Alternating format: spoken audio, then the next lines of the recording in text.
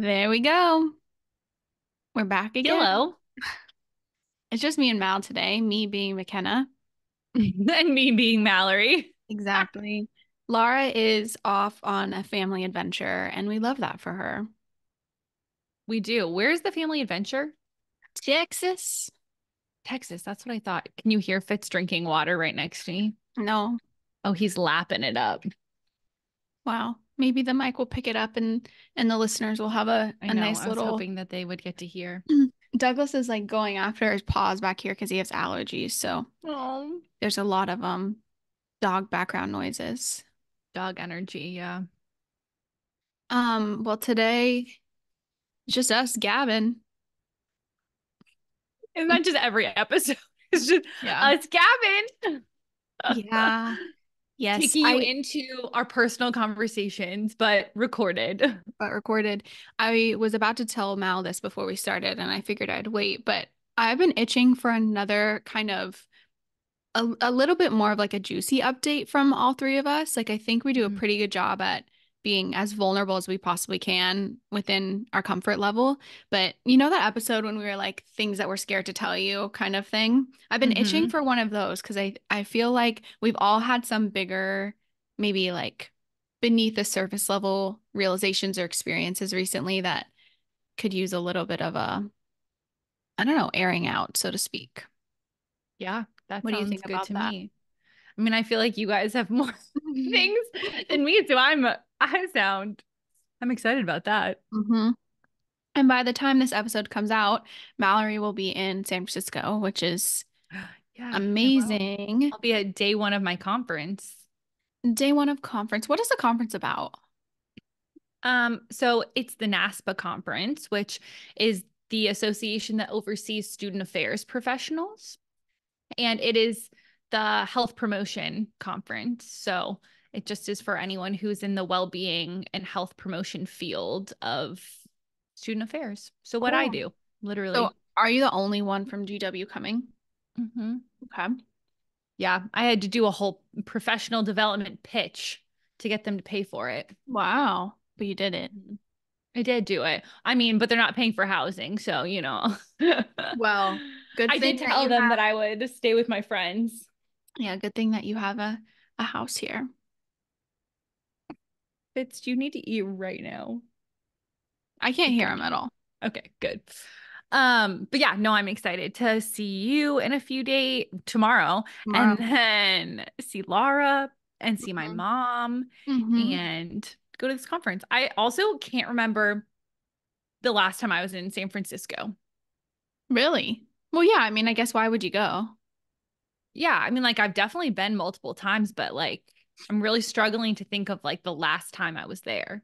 I'm really excited for you to come because I I feel like being here, I have found my pockets of peace that I think are going to be your pockets of peace. And Agreed. I'm excited to show you those. Those are like what I'm most excited. Like our favorite hike and my favorite walks. I think you're gonna just yum yum yum eat up. I think you'll Yum really yum yum. like. Gooey Also, gooey. well, first, huge shout out to Ryan for taking the reins with Fitzy while you're gone. That's what a parent does, but also it deserves to be recognized. Hmm. Agreed. And the second thing with that is I've been meaning to text you guys every single day almost because I've been seeing an enormous amount of Ryan doppelgangers around where like from the Interesting. I'm walking in there in front of me and I'm like, Ryan? Like they just really look like Ryan, but it's not, That's obviously. interesting. I Well, he know. is in his glow up phase, so I wonder Oh. if, and when I say that, it has nothing to do with weight. It means that he's getting a few gray hairs, and I think that's really hot. Oh, it's like your perception of the glow up face. Yeah, yeah, yeah. Well, we Yeah. love that. It's also just funny to look at photos of him from when we met in like 2018, and he's such a Oh my baby. gosh, 2018 pictures of any of us are like a jump scare in a way. I know, but that's not that long ago. It's like No, but insane. it's not that long ago, but it is like a significant maturation period. Yeah. Yeah. Yeah, no, it is. I was just thinking about this today, how they joke that, men, their like frontal lobes fully develop at 25. But like I kind of feel like my frontal lobes fully developed at No, like there's 22 or 23, 24. Like I feel like a fully different person than. no, there's new research that's showing that like men's frontal lobes aren't developing fully until like 30. Yeah. Like it's I being feel pushed like, later and later. Like women are 25-ish and then men are like a little bit later. yeah, I feel like pre 25 and post 25, fully different person. Completely different people. Yeah. It's kind of scary, honestly. Yeah. I mean, I'm really happy with the process. 10 out of 10 process for you. Yeah, I think I really like who I am, I love that. which is great. Love that. Um, I feel like I'm getting to a point where I'm having a lot of reflecting time recently. And one of the things I was reflecting on is at this age, the ripe age of 27, I am, it's like the first time that I've had to realize that certain paths that I didn't take are never going to be taken. Like, mhm. it's like the first time in life where it's like, oh, wait, it's not a completely open blank canvas anymore, which I think is interesting and sad, but also, you can reflect back and be grateful that you did or didn't take certain paths. It's just the first time that it's coming to me that this sort of reckoning has to happen. Yeah, I always spiral whenever I think about like, well, what if I suddenly wanted to become like a carpenter? I And like know. it's not that I couldn't. It's just that it would be a little harder than if I was like 18 and wanting to become a carpenter, you Yeah. know? Yeah.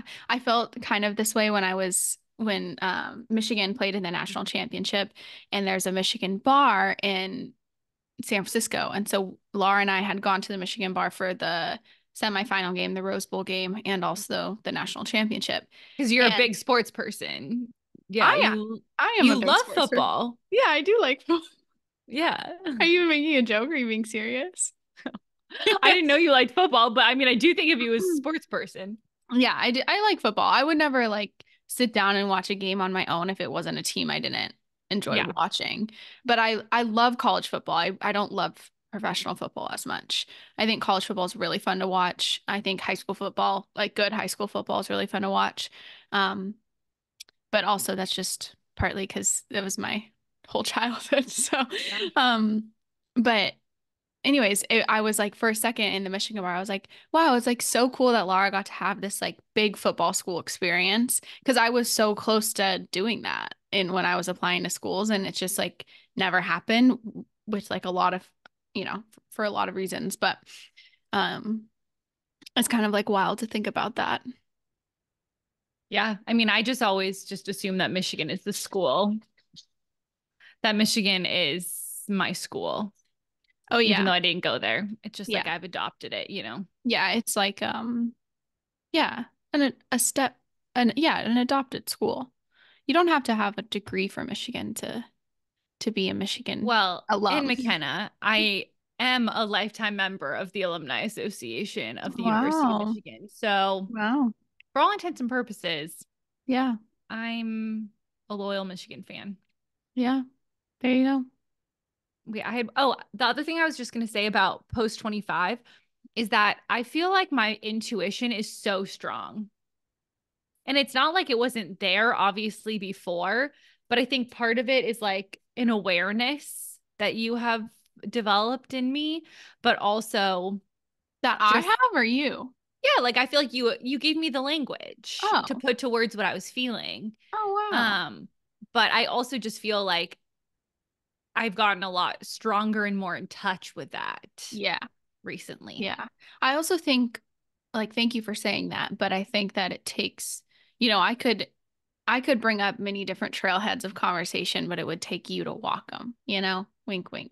Yeah. I mean, which I think is totally true, but sometimes it takes a person like describing a concept Mm. for you to be able to like really identify with it. And I feel Mm. like that was the role you played for so many people. Oh, thanks. You're welcome. Cool. Well, you want to hear the most exciting development in my life in recent weeks? I do. I've started to make my own bread. Oh, interesting. Tell me Yeah. more. Well, it's very much an experiment. We're still working out the kinks. But I told my grandpa and his girlfriend, who they are expert estate sale goers and garage sale goers, and they know all the good spots. And I said, guys, I'm looking for a bread maker. And they were like, well, do you want to get one new? And I said, no, I want someone's bread maker because they're hardly ever used. And I know that they exist. Pam, Laura's mom, had gotten hers at a garage sale. Long story short, a couple weeks later, got a text. We found your bread maker, $4. Okay, perfect deal. And since then, I think I'm on loaf four. Wow. So I'm like 4 weeks or so in. The first loaf was a throwaway, and then the last three have been edible and slowly getting better as we go. But that's pretty exciting in my life. So what kind of bread? Just normal, just normal GF bread, gluten-free bread. Okay, so just like gluten-free flour, Gluten-free basically. flour. It's basically, you want to hear the ingredients? Sure. Oatmeal, polenta, gluten-free flour, salt, olive oil, a little bit of maple syrup, flaxseed, and yeast, and Hmm. dried milk, a little bit. Polenta is interesting in there. I know, Hmm. And polenta in really what good. form? Like the small little like meal.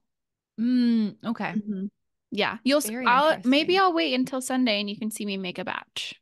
Yeah, I would We're love to see still it. no judgment though. We're still having some trouble with it's still kind of like a little undercooked sometimes. Not mushy, but just like a little squishy.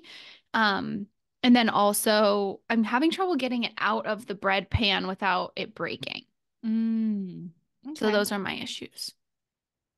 Yeah. I mean, audience, if you have any notes, I'm sure there's a lot of bread makers out there. I So, would love to hear them.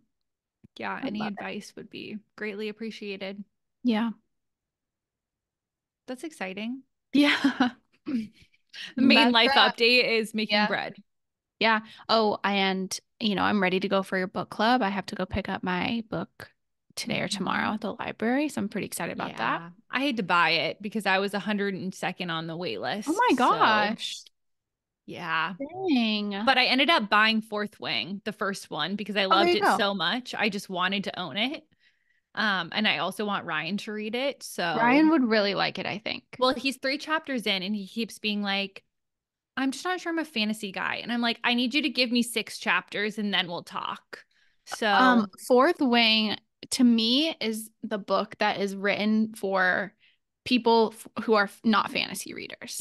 I totally Like I agree. have all these other fantasy recs that I would never recommend to Ryan Yeah, because I don't I think he also would. don't think he would like A Court of Thorns and Roses. I Yeah. I don't think he would like that one as But much. Fourth Wing moves quickly like a Emily Henry novel Yeah, does. it's You know? Yeah. that's exactly what I compared it to for him. Yeah. I was like Emily Henry with some fantasy in there. 100%.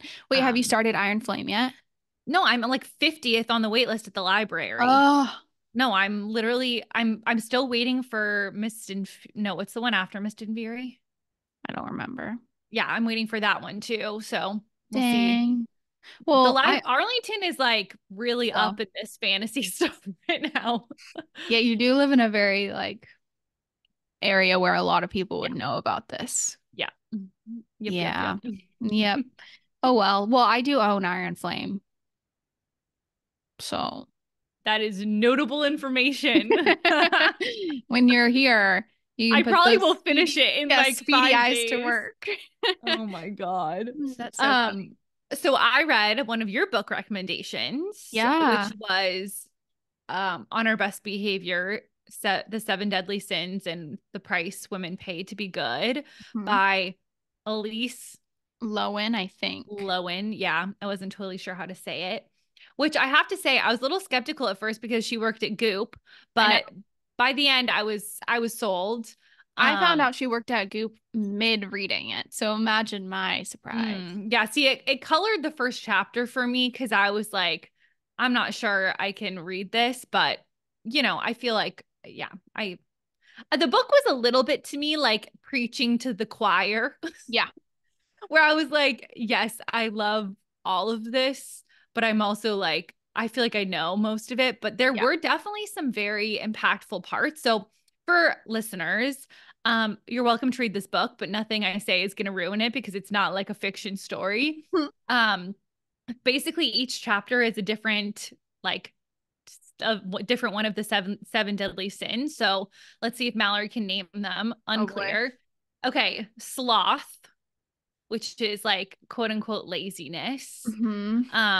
Let's see, gluttony. Yep. Yeah, which is like yeah, Overindulgence. overindulgence. Lust, like Mm. too much desire. Um, Anger. Yeah. Every one that I'm coming up in your head, you're immediately saying Yeah, or it's now saying I'm it. like Yeah. running out of ones though. There's three more. Yeah. Oh There's like boy. the people pleasing one, but I can't remember what that one is. Hmm. Maybe that's anger. Fuck. Okay. Do I need to just look it up? I'm drawing a blank. I'm like, wow, did this really not that make that big of a deal to me? Um, mm, oh, greed. Greed, yes. Oh my God, this Christian website is trying to make me log in. Just tell me. Just tell me them. Oh, envy. That Oh, envy was a very good chapter. yes. And pride. Hmm.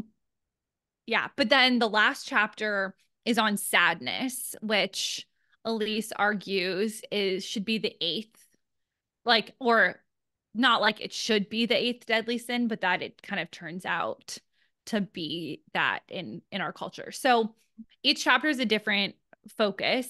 And she sort of takes like, I would say like a feminist approach to each of them.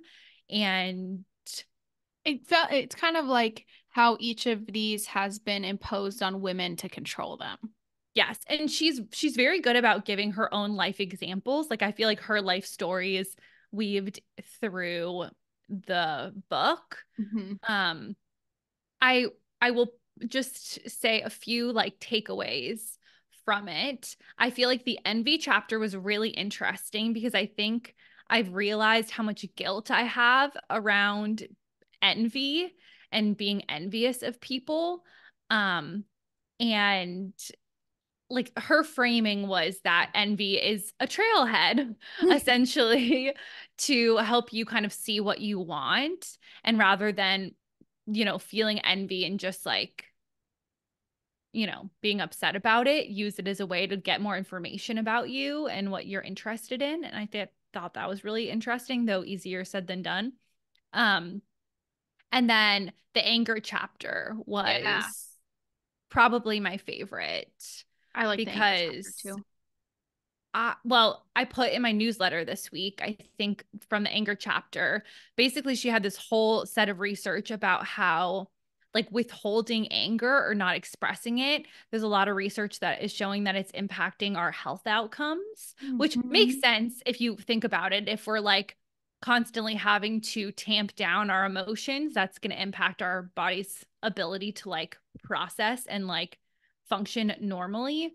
So that was really interesting. But then also her discussion of different types of anger and how when I'm like, oh, I'm not an angry person, or I don't really feel much anger. That's not really true. I don't feel anger in the stereotypical way that I feel like it's portrayed, but I Yeah. do feel it in other ways that I feel like I haven't I don't like to admit that it's also a form of anger. Hmm. Yeah. Yeah. I think for me, that book, similar to what you were saying before, was not teaching me anything that was groundbreaking to my awareness or life outlook or anything. It was more so that I just enjoy listening to people phrase it or group things differently and in a different lens. I also enjoyed that she did have a bit more of like a energetic and spiritual lens that I don't always see Yes. in this kind of like it felt very like she's a really great writer, I think. And it felt very like academic in a way, also coupled with this kind of side of the world that no one can really explain, and that's kind of okay. And so I just appreciated, I think, the lens that it was in. So Yeah. I totally agree. Um, I think that I'm trying to read less books like this because Mhm. sometimes it just feels like it's reinforcing things that I already believe. But Yeah. I really agree that I liked her organization of Yeah. it under the seven deadly sins, which is not a thing I ever think about Yeah. really. Yeah. So yeah, I'm Yeah. thank you for the rec. And anytime I think we read something like that, I'm then able to like, there's Douglas right there on the front. Douglas. Um, I'm then able to kind of start tracking maybe like a new thread that I'm seeing in the world of like how this is impacting other women or other people. And I think that part's cool.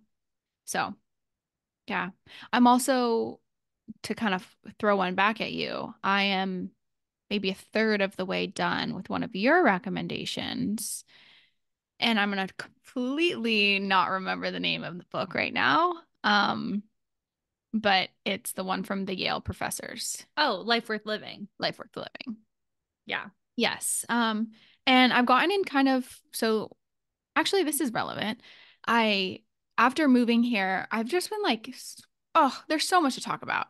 I'm realizing now, but like I've been really sick for 3 months. My body has pretty much been sick back to back, and I just like haven't really fully recovered, and I'm feeling like I'm finally getting back into like a healthier um stage. But one of the things was like that because of being sick and moving and all of the things, I had no routines. Like everything was thrown out the window. So recently, in the last couple of weeks, I've restarted some of my routines, and one of them happens to be reading every morning, and I'm reading this book every morning.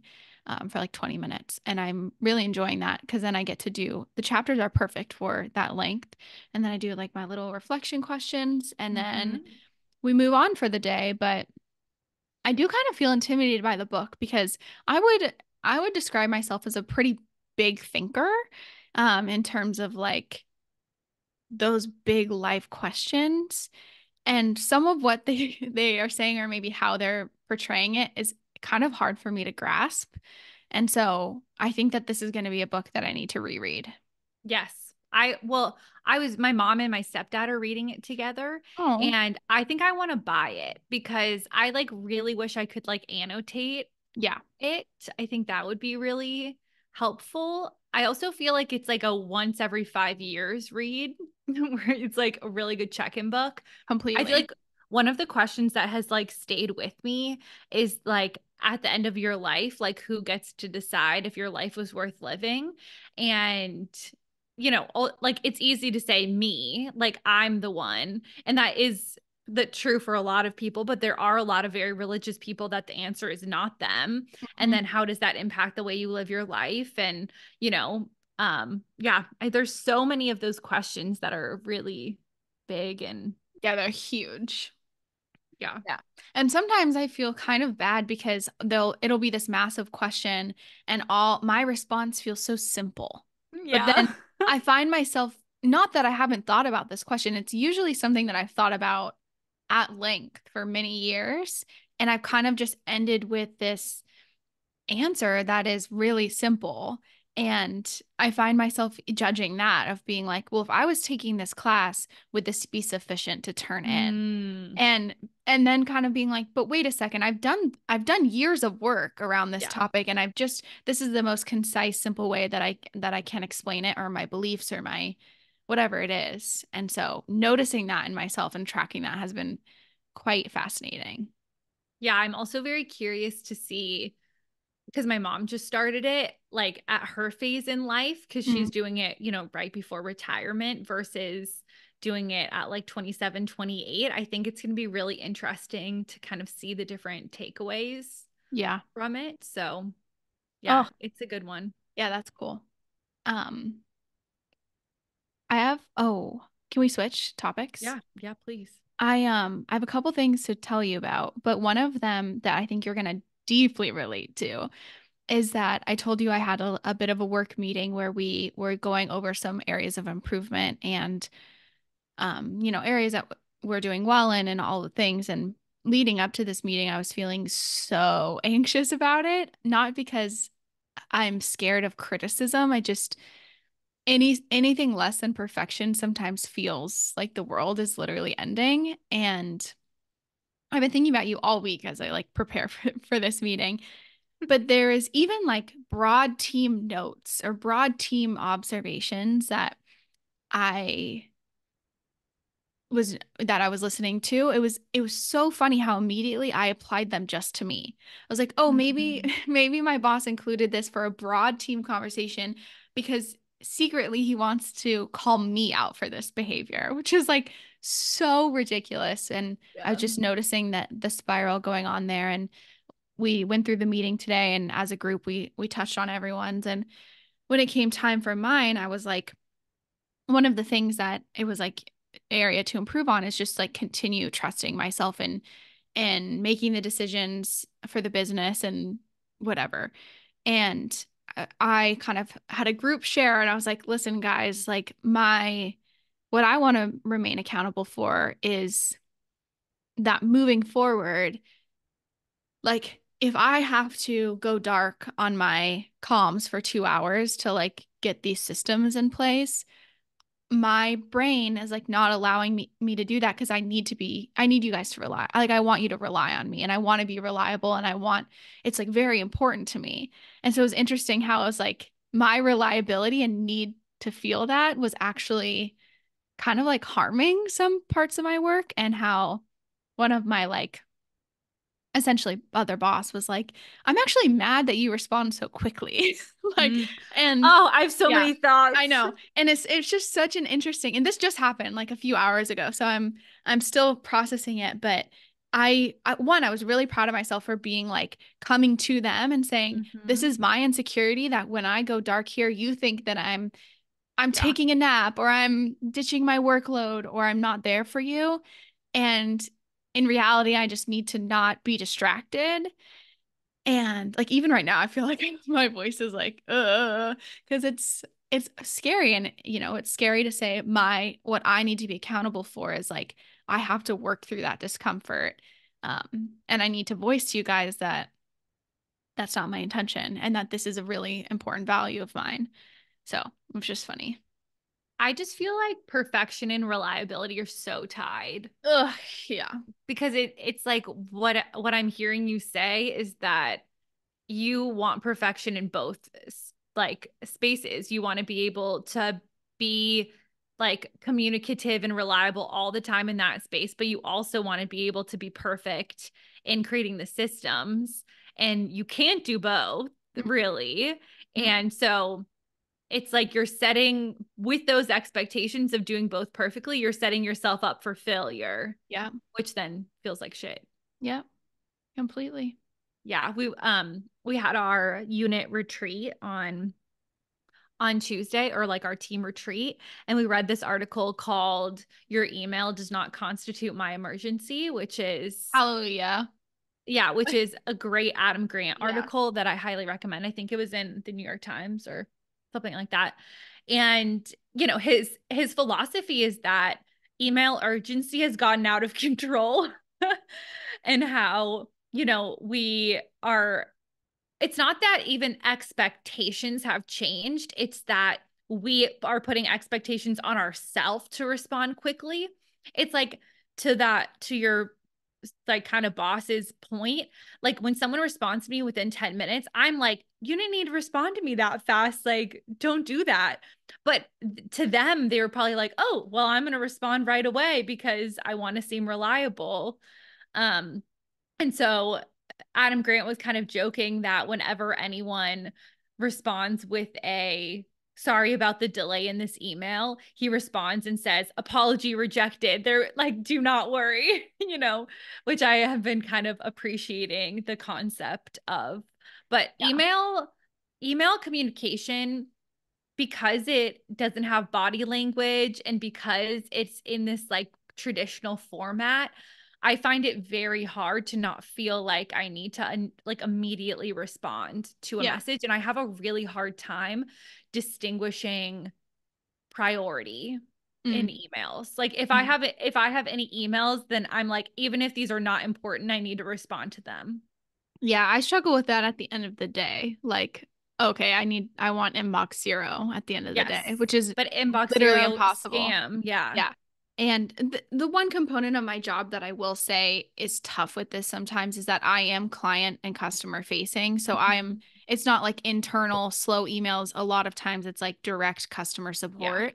So that's the only tricky part. But I found in recent months, I think this is just kind of a symptom of general uneasiness and unrest like amongst people in January 2024 of this urgency that is so hard to be around and just people maybe reaching out or and not just in work like in other areas too but if I don't respond in 2 minutes it's like hello like is somebody there like we've it's and I to me it's not a symptom of like the world is moving fast it's a symptom of like too uncomfortable within my own self and my own life that this minor thing that's really not important is really setting me over the edge. Yeah, totally. And it's really interesting because I know, like, would you say in your workplace, how would you prioritize communication? Like text versus email versus do you have like a Google Chat equivalent or Yeah, like like, Slack. yeah, Slack? Like, Yeah. how do you prioritize those different communications or how do you balance them? I do like naturally, I think I do Slack. So, like my team first, text second, third email. Because I Yeah. feel like the unwritten rule with emails, it's like 24 to 48 hours is like Yeah. appropriate. Even 24 hours feels insane a Yeah. lot of the time, Yeah.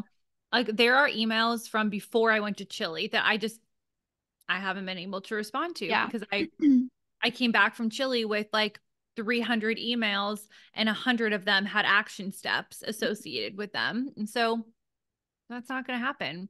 Yeah, and Um, it's kind of wild that the majority of that work, and I think you and I are so similar in this, where it's like there's so much discomfort with sitting with 300 emails in your inbox. Like you are so much better at it than I am. But it's just like even like is making my skin crawl. Like and not forcing yourself or sit there and like do it all because it's impossible.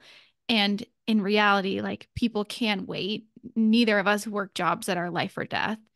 And to your point about the apology is I've been trying so hard to completely remove that from my vocabulary in the workplace. Like Me if too. it is something where it's like it took me longer than I thought it would or I'm delivering it late, instead of saying I'm sorry, I'll just say like thank you for your patience with Yep. this. Oh yeah, Yeah. this is the new frontier. Yeah. Yes. Yeah. No, I Yeah. totally agree. What was I going to say?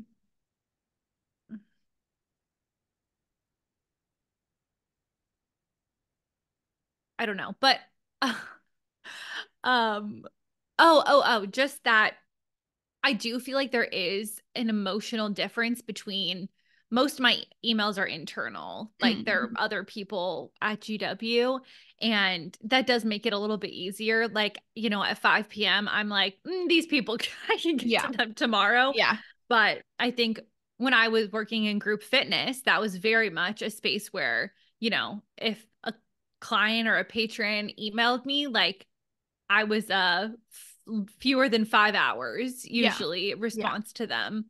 Well, and So sometimes my work deals with, like people's finances and these things where I take that very seriously and I understand that that's, an urgent request sometimes. So there it's a balance. It's a delicate balance. yeah, but I mean, I agree. I have a very hard time putting my email to the side and acknowledging that I'm not going to check it for a while and being straight on a task Yeah. because I'm like, well, what if someone G chatted me? What if there's an urgent email that I need to see?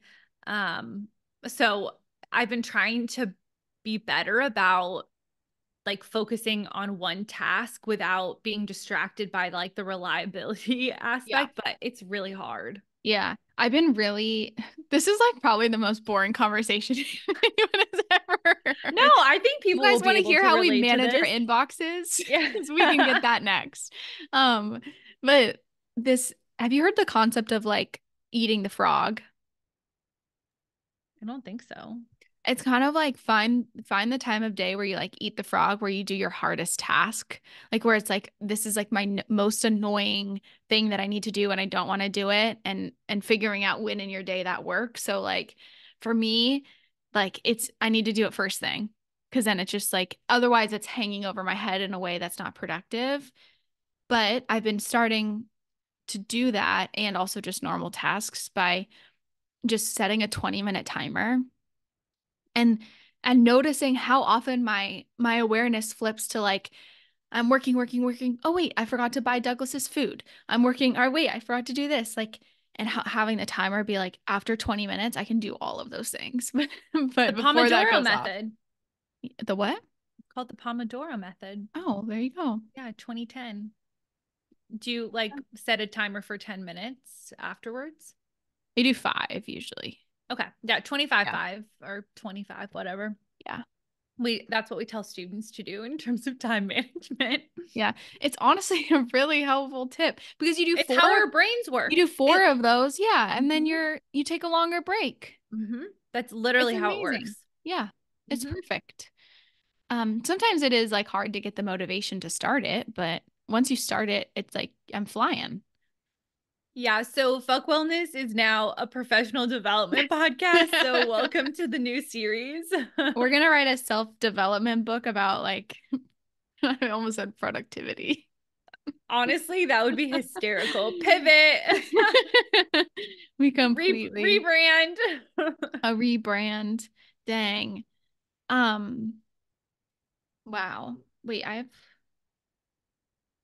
writing a note for a later a later pod conversation because I want Laura to be involved in it. Okay. Um, my last kind of update, and this is going to be kind of an annoying thing to say, so just bear with me here. Great. Love the Uh, caveat.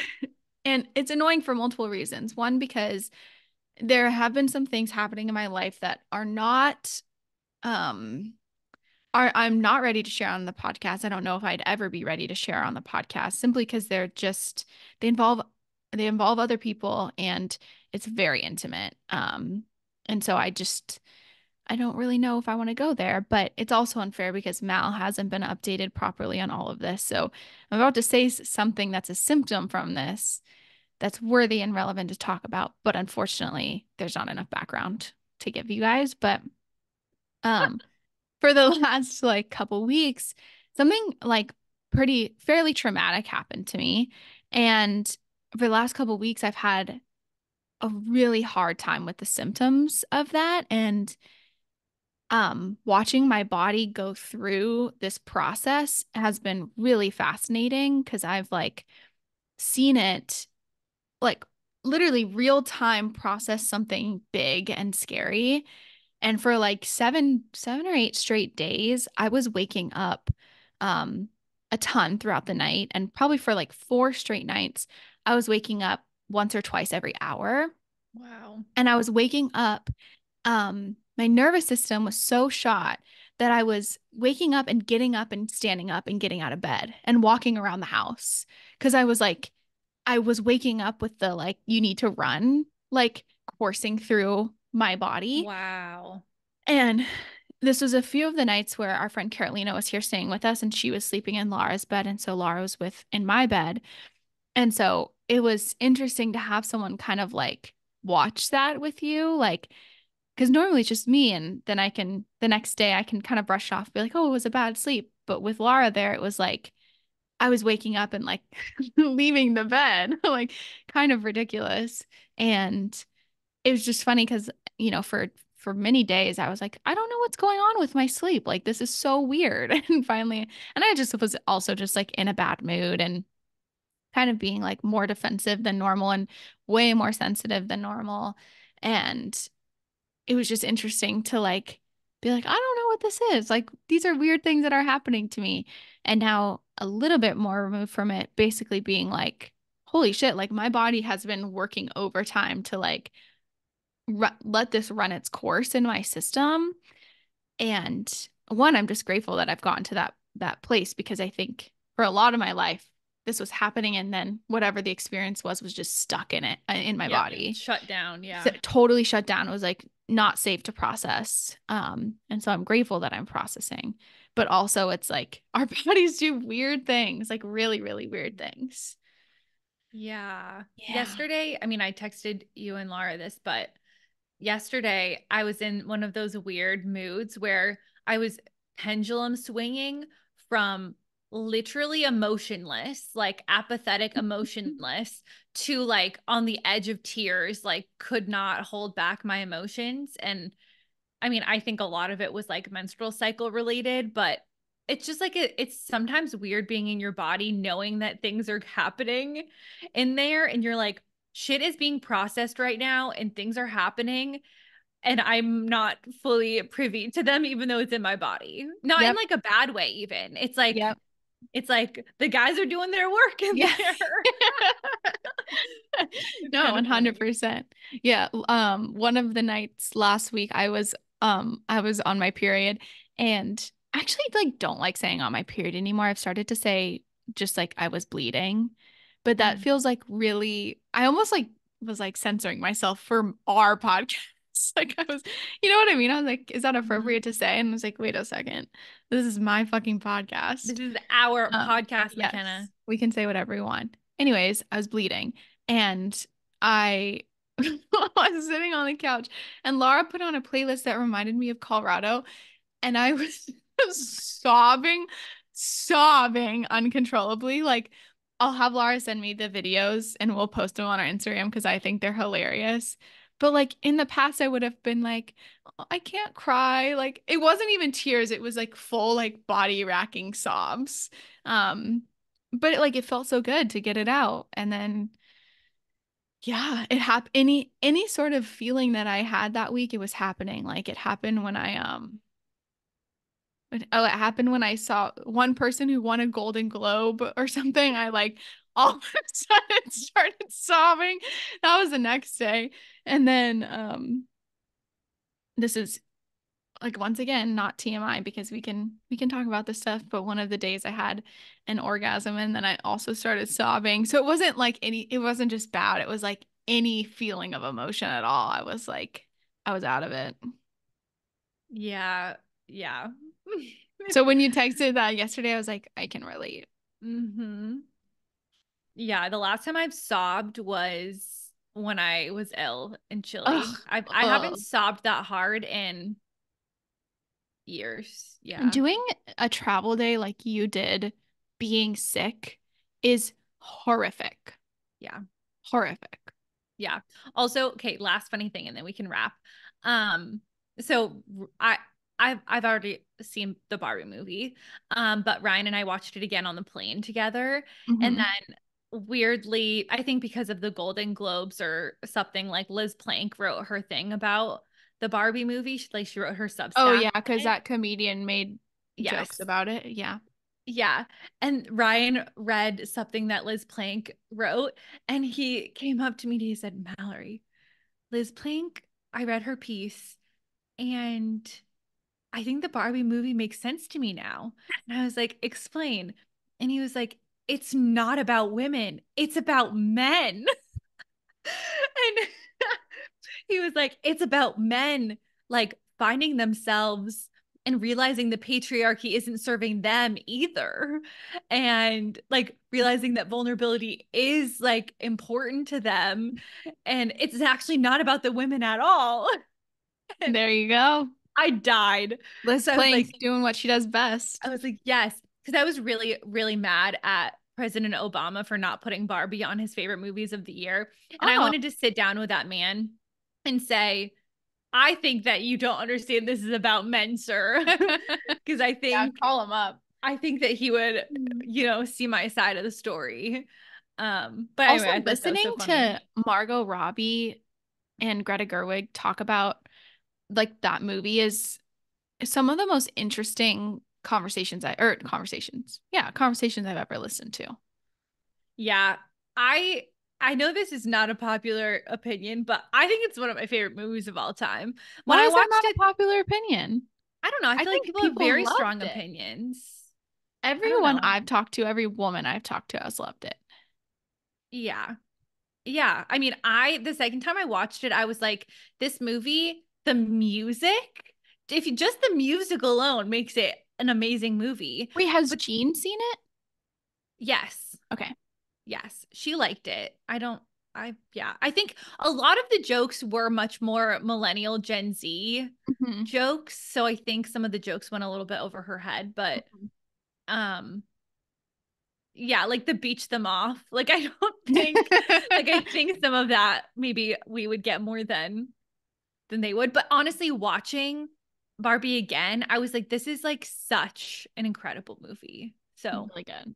I would watch it again anytime. And America Ferrera for Ferrera, yeah. yeah, her monologue at the end. Oh my God. I get goosebumps every time. Ugh, we might have to rewatch while you're here. I mean, literally, you don't have to ask me twice. Have you seen Saltburn? No. Okay. Laura and I were wondering if you had. Mm-mm, We didn't think it'd be up your alley. It's mm-mm. a little bit scary. Too scowy. Yeah, but everyone's chatting about it. All right. Any final thoughts? No, I think I'm gonna have much more at a later date. Okay. I'm Yeah. going to a poker night tonight. Whoa. Yeah, better win back my money. And then you're flying to me tomorrow. Flying to you tomorrow. I'm Sounds so fab. excited. All right. Well, thanks for listening, everyone. Have a good week, I think. Week. It's Yep. hump day. Yeah. All right. That's Okay, it. love you. Bye. Bye.